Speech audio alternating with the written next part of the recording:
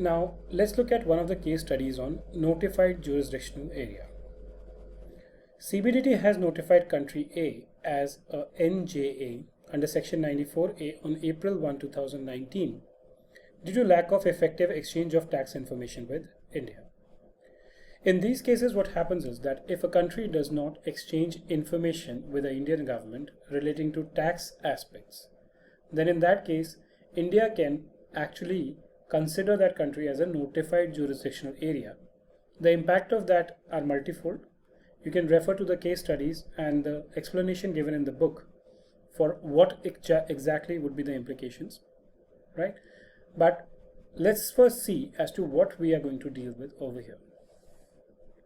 On August 1, 2019, X has received a loan of 10 lakh at 10% per annum from Y LLC, who is a resident of country A. So A is in India, Y is in the notified jurisdictional area. Y has given a loan to A for 10 lakh at 10% per annum.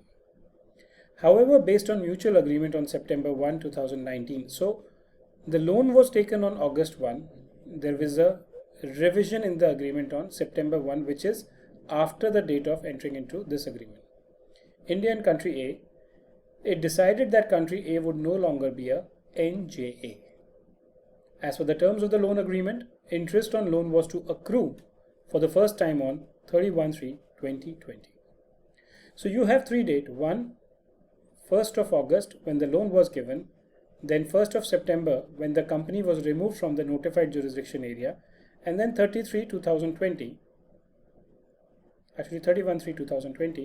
when the interest accrued. Now in these cases where the interest is or the income is actually accruing on that particular date, the country or the company receiving the money is not an entity in a NJA. Generally, what is going to happen is that if an entity is a resident of a country which is notified as an NJA, the tax is to be deducted on one of the three rates, the highest one. But if a person is not an entity registered in the NJA, then the rate between the tax treaty or act, whichever are more beneficial, are applicable. So you are told that on such an interest, if the treaty was applicable, the tax rate is 10%. So the limited question in this point is, would the rate of the treaty apply, or would the rate which have to be applied, assuming the entity is a resident of NJA, will be applied? So what are those three rates? Let me just take you through them. So under the provision of section 94A, the rate of TDS in respect of payment made to a person located in an NJA on which tax is deductible at source will be the higher of the following three rates. Now I want to again reiterate one point here. When you look at the book, the language which is given in the book is actually the one which is a running form. It is not bullet points. When you write in your examination, you should try and use that particular language because that is going to help you in terms of the way you are writing a particular answer. The reason why this entire thing has been replicated here is because it was there in the book, and when you are answering, you should try and see how much of that language you can convert from the book to a answer solution part. So it will be the higher of the following rate specified in the relevant provisions of the Income Tax Act, which is 40%. We have assumed that the rates are not the lower one which are applicable.